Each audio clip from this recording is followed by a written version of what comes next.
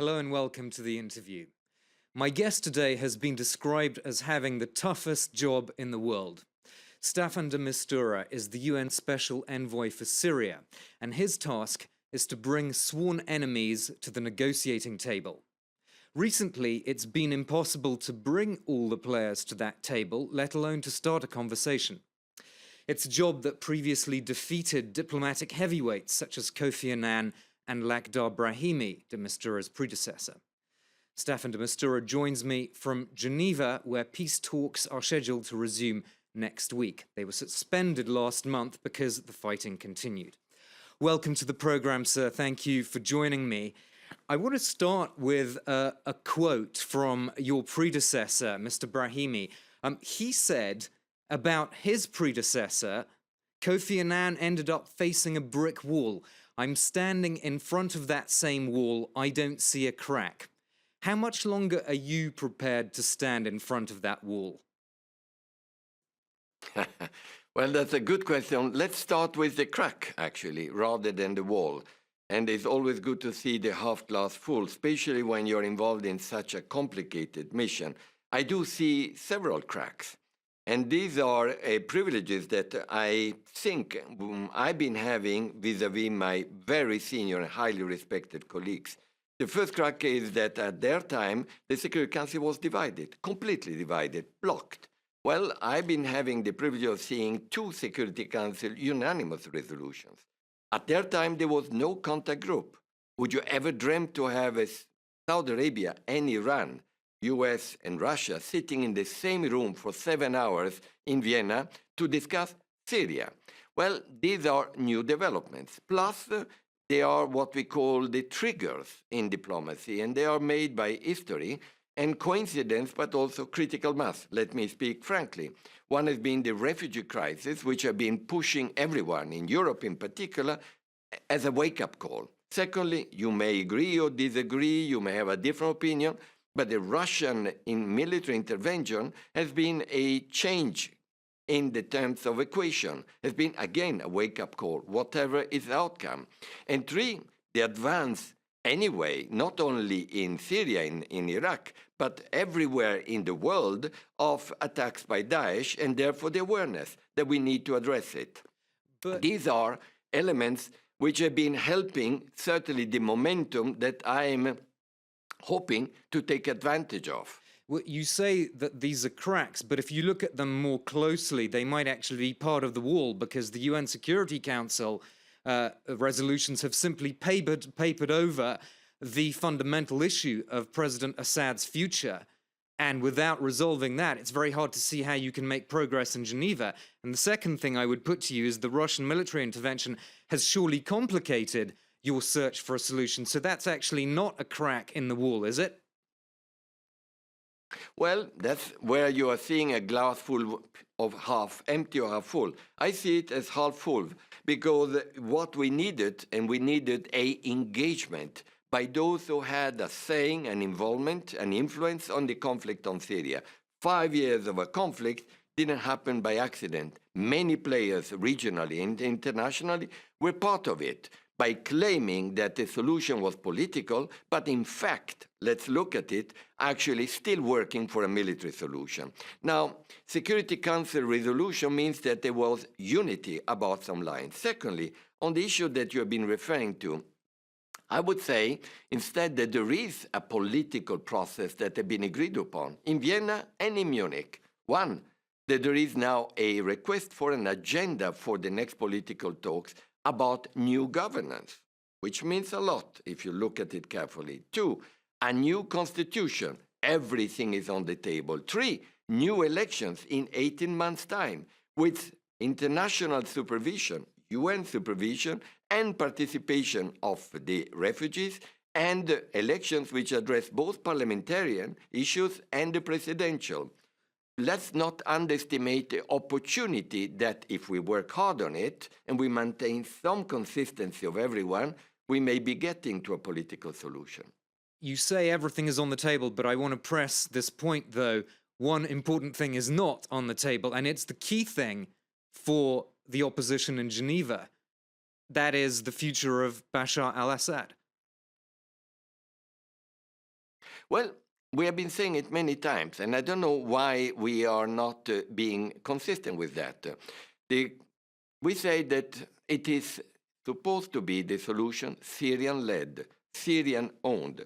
Can't we leave the Syrians to actually decide on that? Why should we be saying in advance what should the Syrians say, as long as they have the freedom and the opportunity of saying so? That opportunity would obviously require a return to normality on the ground. Does that mean that in Geneva next week, if these talks happen, you will focus primarily on making the ceasefire stick and the humanitarian situation? How are you going to do that? You see, the three things are very much connected. And first of all, I am the first one to recognize, and I did actually, when I suspended the talks last time, due to the fact that there were a lot of procedural complications, and I won't go into those details, and secondly, because the atmosphere was not conducive to credible talks due to military acceleration and lack of humanitarian assistance. And also, frankly, because I work for the UN, 45 years. So we are meant, and I think it is in our DNA, to listen to the people, not only to the political environment. And the people, the Syrian people, were writing emails to me, to my colleague, and saying, Mr. de Mistura, please, no more hot air conferences.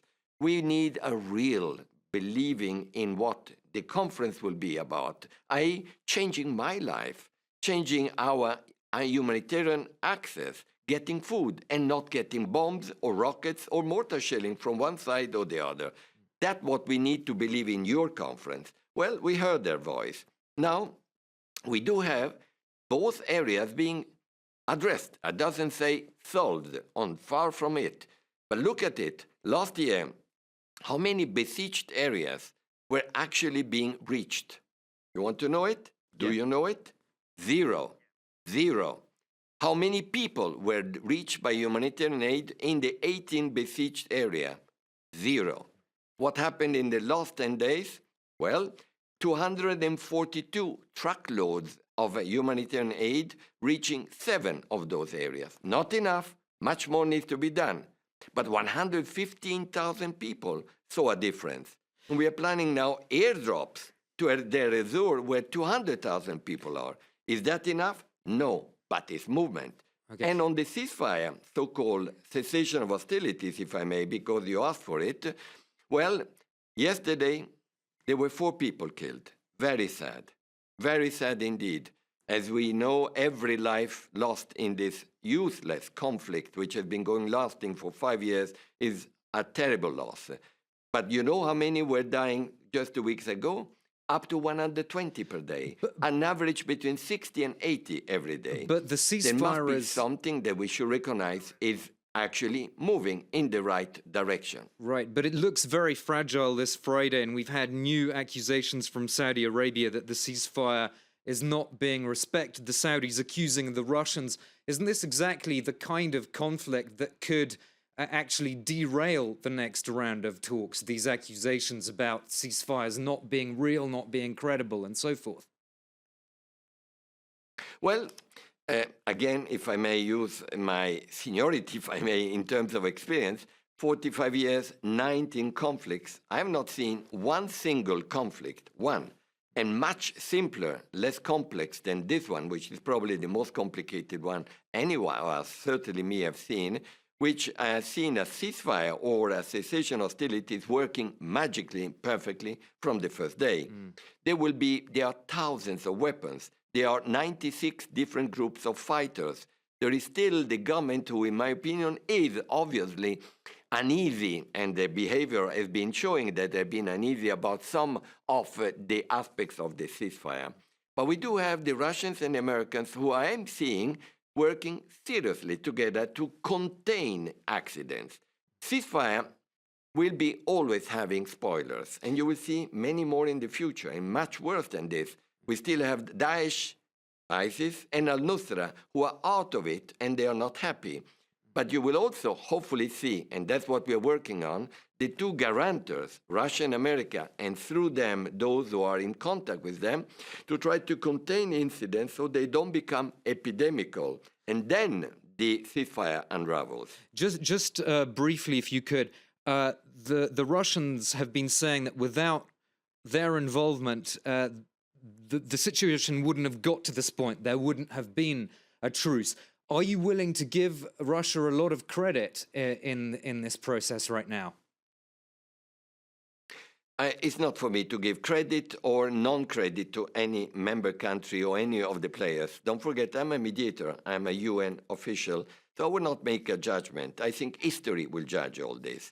There is certainly a case in saying that once the Russians got involved in militarily, I want to believe that they also felt, and I think all of us tried to convince them, that when you get involved, you become part of the solution and you don't want to get involved for too long. Because any of these conflicts, and the Americans have seen it in Iraq and Afghanistan, I saw it when I was there, means easy to get in, very difficult to get out, and get out with a political solution. And probably they have been giving a lot of thought to that. Okay, we'll have to leave it there. Thank you so much for being our guest on the France 24 interview, Staffan de Mistura, UN Special Envoy for Syria. Thanks for joining me.